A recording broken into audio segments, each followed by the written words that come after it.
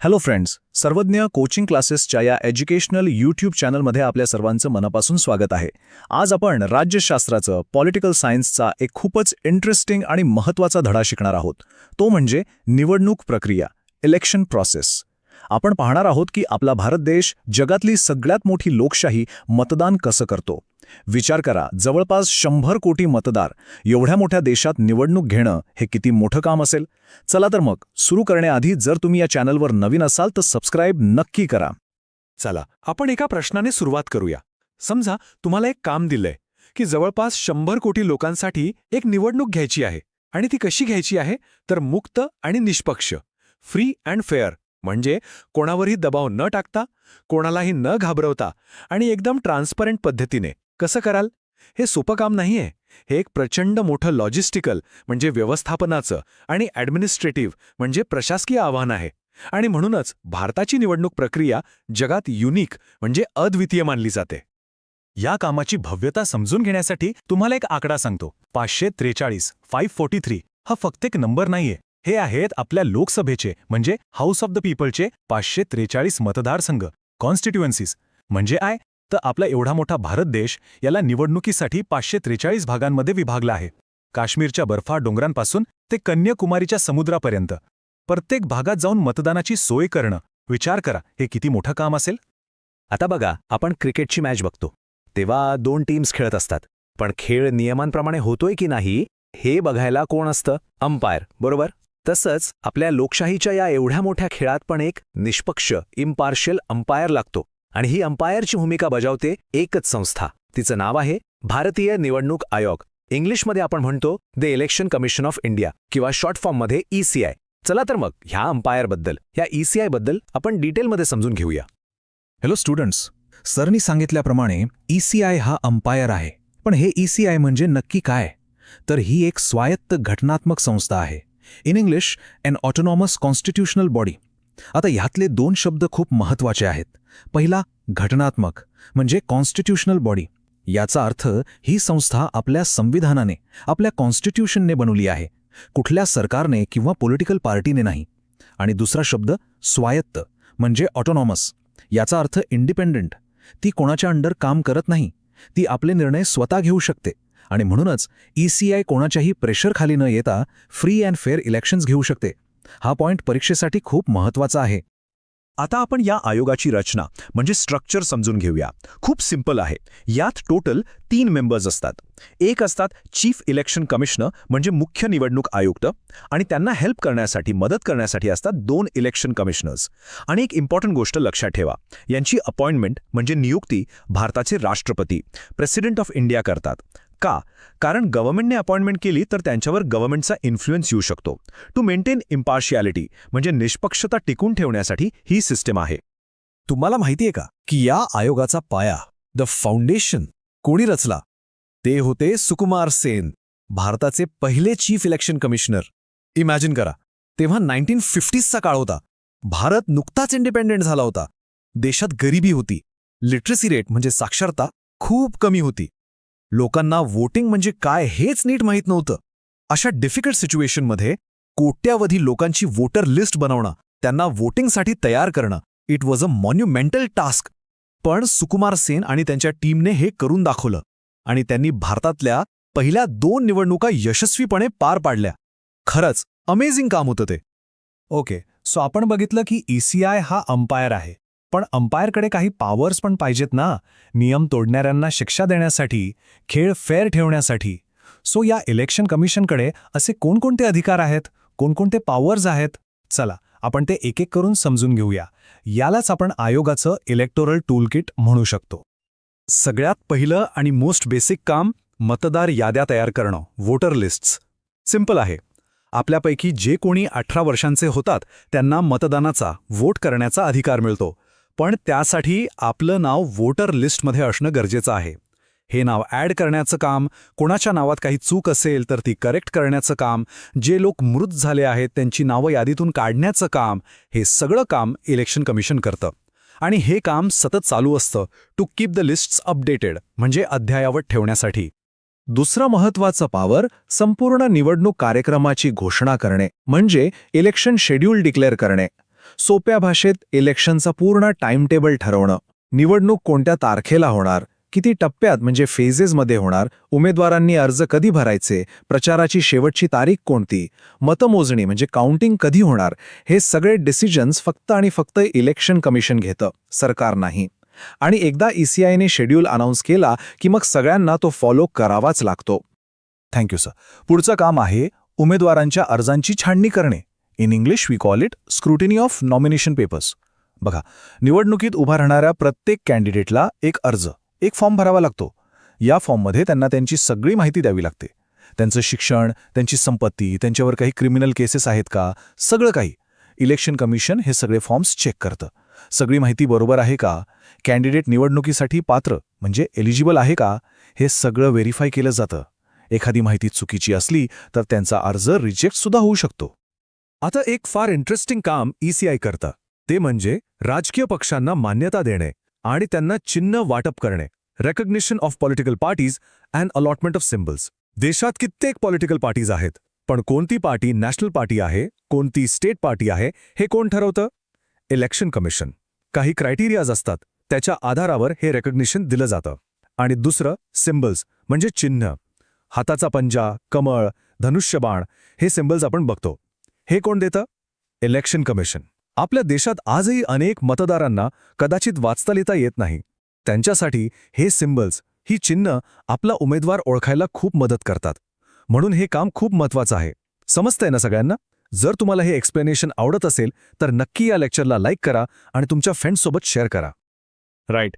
आता आपण येऊया इलेक्शन कमिशनच्या सगळ्यात पॉवरफुल वेपनकडे, ते म्हणजे आदर्श आचारसंहिता. इंग्लिशमध्ये आपण याला म्हणतो मॉडेल कोड ऑफ कंडक्ट. हे काय असतं? तर हे आहेत रूल्स अँड रेग्युलेशन्स जे सगळ्या पार्टीजना आणि कॅन्डिडेट्सना फॉलो करावे लागतात. कधीपासून? ज्या क्षणी इलेक्शन कमिशन निवडणुकीच्या तारखा जाहीर करतं त्या क्षणापासून ही आचारसंहिता लागू होते. या कोडप्रमाणे जे सरकार सत्तेत आहे ते सरकारी गाड्यांचा, सरकारी पैशाचा वापर प्रचारासाठी करू शकत नाही. कोणताही उमेदवार मतदारांना पैसे, दारू असं काही आमिष दाखवू शकत नाही. हेट स्पीच म्हणजे द्वेषपूर्ण भाषणं करू शकत नाही. यामुळे सगळ्यांना एक लेव्हल प्लेइंग फील्ड मिळतं, म्हणजे सगळ्यांना समान संधी मिळते. ओके, सो आपण ECIचे पॉवर्स बघितले. आता आपण ॲक्च्युअल प्रोसेस बघूया, म्हणजे निवडणुकीची घोषणा झाल्यापासून ते निकाल लागेपर्यंत हे सगळं कसं होतं, स्टेप बाय स्टेप. हा एक प्रकारे पूर्ण निवडणुकीचा प्रवास आहे, एक जर्नी आहे. Let's see it. हो सर. तर निवडणूक प्रक्रियेमध्ये काही स्टेजेस असतात, काही टप्पे असतात. चला आपण ते सिक्वेन्शियल ऑर्डरने समजून घेऊ. स्टेप 1, मतदान संघ आणि मतदान याद्या अंतिम करणे, म्हणजे कॉन्स्टिट्युएन्सीज आणि वोटर लिस्ट्स फायनल करणं. स्टेप 2, तारखांची घोषणा आणि उमेदवारी अर्ज. ECI डेट्स डिक्लेअर करतं आणि कॅन्डिडेट्स आपले फॉर्म्स भरतात. स्टेप 3, अधिकृत प्रचार कालावधी, ऑफिशियल कॅम्पेन पिरियड. इथे सगळ्या पार्टीज आपला प्रचार करतात. स्टेप 4, मतदानाचा दिवस, पोलिंग डे, ज्या दिवशी आपण सगळे जाऊन वोट करतो. स्टेप 5, मतमोजणी, काउंटिंग ऑफ वोट्स. आणि शेवटी स्टेप 6, अंतिम निकालाची घोषणा, डिक्लेरेशन ऑफ फायनल रिझल्ट्स. कोण जिंकलं हे ECI ऑफिशियली अनाऊन्स करतं. आणि लक्षात ठेवा, या प्रत्येक स्टेजवर, प्रत्येक टप्प्यावर इलेक्शन कमिशनचा बारीक लक्ष आणि कंट्रोल असतो.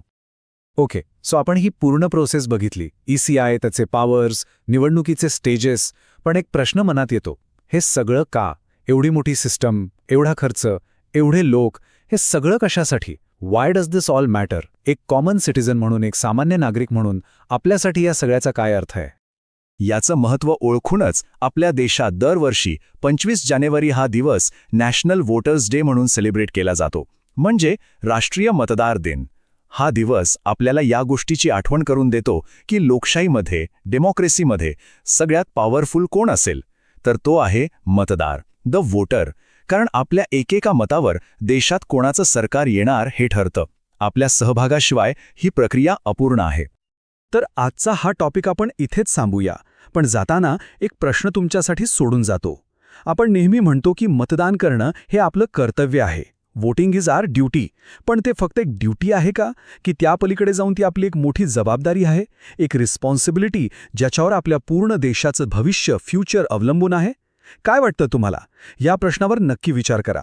आणि हो, सर्वज्ञ कोचिंग क्लासेसच्या या चॅनलला सबस्क्राईब करायला विसरू नका आणि बेल आयकन नक्की प्रेस करा, म्हणजे तुम्हाला पुढच्या लेक्चरचे नोटिफिकेशन मिळेल.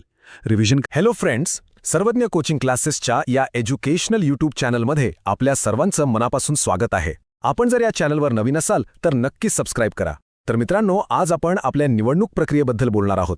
बघा, भारत जगातली सगळ्यात मोठी लोकशाही आहे, अ लार्जेस्ट डेमोक्रेसी. आणि मग एवढ्या मोठ्या देशात शांततेत आणि एकदम निष्पक्षपणे म्हणजे फेअर इलेक्शन्स घेणं हे खूप मोठे चॅलेंज आहे, एक आव्हान आहे. चला तर मग आज आपण ही सगळी प्रक्रिया सोप्या भाषेत समजून घेऊया. हा आकडा बघा, 96.8 कोटी. अहो, ही कुठल्या कंपनीची कमाई नाहीये, ही आहे आपल्या देशातल्या नोंदणीकृत मतदारांची म्हणजे रजिस्टर्ड वोटर्सची संख्या. विचार करा, जवळपास 100 कोटी लोक मतदानासाठी पात्र आहेत. म्हणूनच तर भारताच्या निवडणुकीला लोकशाहीचा जगातला सर्वात मोठा उत्सव म्हणतात. आणि एवढ्या सगळ्या लोकांचं मॅनेजमेंट करणं, प्रत्येकाला आपला मतदानाचा हक्क व्यवस्थित बजावता यावा याची सोय करणं, हे किती मोठं आणि जबाबदारीचं काम असेल, नाही का? पण ही एवढी मोठी निवडणूक प्रक्रिया पार पाडणं म्हणजे काही सोपं काम नाही. यासमोर अनेक अडचणी आहेत, अनेक आव्हानं म्हणजे चॅलेंजेस आहेत. आता आपण बघूया की नेमकी कोणती आव्हानं आहेत ज्यामुळे आपल्या या निवडणूक प्रक्रियेच्या पारदर्शकतेवर म्हणजे ट्रान्सपरन्सीवर कधी-कधी प्रश्न उभे राहतात. यातलं पहिलं आणि सगळ्यात मोठं आव्हान आहे पैसाचा गैरवापर. होतं काय की निवडणुकीमध्ये काही पक्ष आणि उमेदवार पाण्यासारखा पैसा खर्च करतात. म्हणजे मतदारांना आकर्षित करण्यासाठी, त्यांना प्रलोभनं दाखवण्यासाठी अमर्याद पैसा वापरला जातो. आणि यामुळे निवडणुकीचा खर्च इतका वाढतो की एखादा सामान्य, प्रामाणिक पण ज्याच्याकडे पैसा नाही असा उमेदवार निवडणूक लढवण्याचा विचारसुद्धा करू शकत नाही. मग इथे सगळ्यांना समान संधी म्हणजे लेव्हल प्लेइंग फील्ड मिळत नाही आणि याचा थेट परिणाम निवडणुकीच्या निकालांवर होऊ शकतो. दुसरी एक अत्यंत गंभीर समस्या म्हणजे राजकारणाचं गुन्हेगारीकरण, ज्याला आपण क्रिमिनलायझेशन ऑफ पॉलिटिक्स म्हणतो. हे म्हणजे काय? तर जेव्हा राजकीय पक्ष माहीत असून सुद्धा गुन्हेगारी पार्श्वभूमीच्या म्हणजे ज्यांच्यावर सिरियस क्रिमिनल केसेस आहेत अशा उमेदवारांना तिकीट देतात.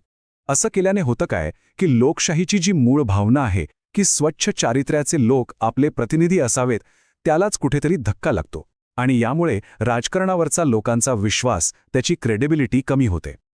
आणि तिसरं आव्हान आहे घराण्याशाही, डायनेस्टी पॉलिटिक्स. म्हणजे काय?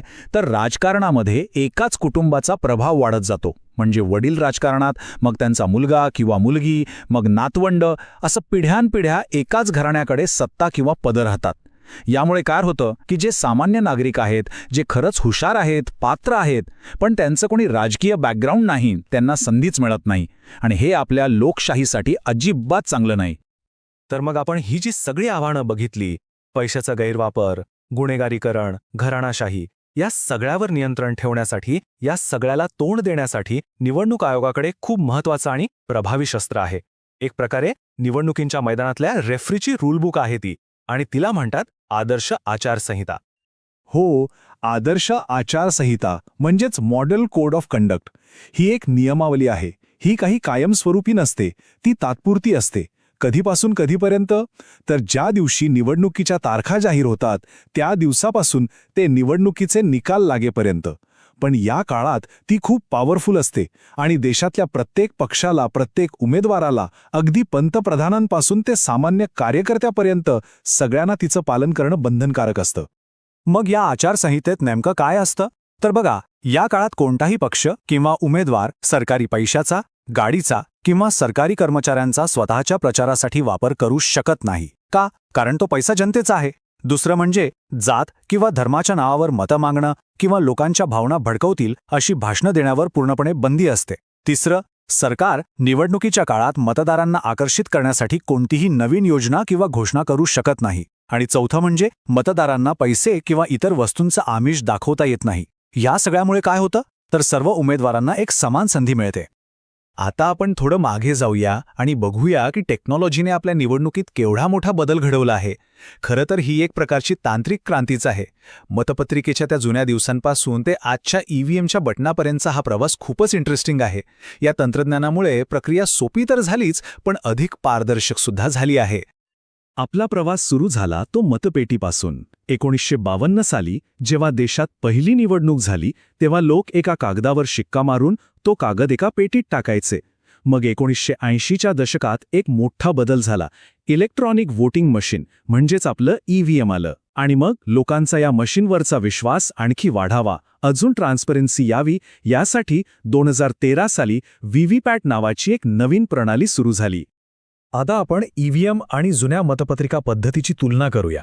बघा, मतपत्रिका असताना मतमोजणीला कित्येक दिवस लागायचे. आता ईव्हीएममुळे काही तासांत निकाल आपल्यासमोर असतो. मतपत्रिकांसाठी करोडो झाडं तोडून कागद बनवावा लागायचा. ईव्हीएममुळे ती झाडं वाचतात. जुन्या पद्धतीत अनेक मतं चुकीच्या शिक्क्यामुळे बाद व्हायची, अवैध ठरायची. ईव्हीएममध्ये तसं काही होत नाही. आणि हो, खर्चसुद्धा. कागद छापण्याचा, तो सांभाळण्याचा खर्च खूप होता. त्या तुलनेत ईव्हीएमचा खर्च खूप कमी आहे.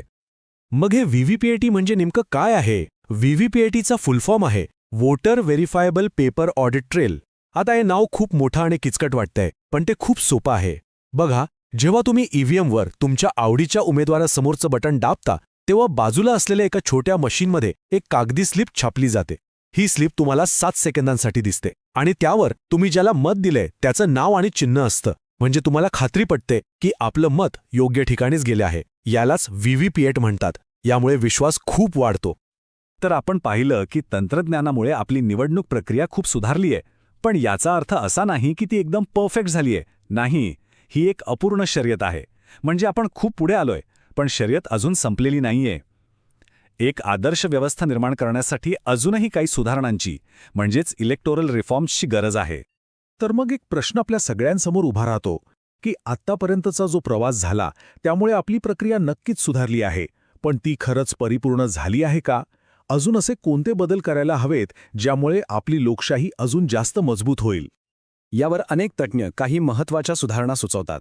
पहिली, राजकारणात महिलांचं प्रतिनिधित्व 50% वाढवलं पाहिजे. दुसरी, ज्यांच्यावर गंभीर गुन्हे दाखल आहेत अशा लोकांना निवडणूक लढवण्यावरच बंदी घातली पाहिजे. म्हणजे राजकारण स्वच्छ होईल. तिसरी आणि खूप महत्त्वाची सुधारणा म्हणजे निवडणुकीचा खर्च सरकारने करावा, म्हणजे स्टेट फंडिंग. यामुळे काळ्या पैशाचा वापर थांबेल. आणि चौथी, सगळ्या राजकीय पक्षांमध्ये अंतर्गत लोकशाही असली पाहिजे. म्हणजे पक्षातले निर्णय घराणेशाहीने नाही तर सगळ्यांच्या मताने घेतले पाहिजेत. हा भाग तुम्हाला महत्त्वाचा वाटला असेल तर या व्हिडिओला नक्की लाईक करा आणि तुमच्या मित्रांसोबत शेअर करा. अमेरिकेचे राष्ट्राध्यक्ष अब्राहम लिंकन एकदा म्हणाले होते, the ballot is stronger than the bullet. म्हणजे गोळीपेक्षा मतपत्रिकेत जास्त ताकद असते. किती खरं आहे हे. हिंसाचाराने, बंदुकीने बदल घडत नाही. खरा आणि टिकणारा बदल हा मतदानाच्या हक्कानेच होतो. हे लोकशाहीतलं आपलं सगळ्यात मोठं शस्त्र आहे आणि त्याचं पावित्र्य जपणं ही आपल्या सगळ्यांची जबाबदारी आहे. तर मित्रांनो, आज आपण निवडणूक प्रक्रियेतील आव्हानं आणि सुधारणा समजून घेतल्या. आता जाता जाता तुमच्यासाठी एक विचार करायला लावणारा प्रश्न. लोकशाहीचा हा जो सर्वात मोठा उत्सव आहे, आपली निवडणूक प्रक्रिया, याला अजून मजबूत करण्यासाठी, अजून पारदर्शक बनवण्यासाठी तुमच्या मते सगळ्यात महत्त्वाचा एक बदल कोणता करायला हवा? यावर नक्की विचार करा. आजच्यासाठी एवढंच. पुढच्या वेळी आपण नवीन विषय घेऊन भेटू. तोपर्यंत अभ्यास करत रहा. आणि हो, चॅनलला सबस्क्राईब करून बेल आयकॉन दाबायला विसरू नका, म्हणजे तुम्हाला नवीन व्हिडिओचं नोटिफिकेशन लगेच मिळेल. धन्यवाद.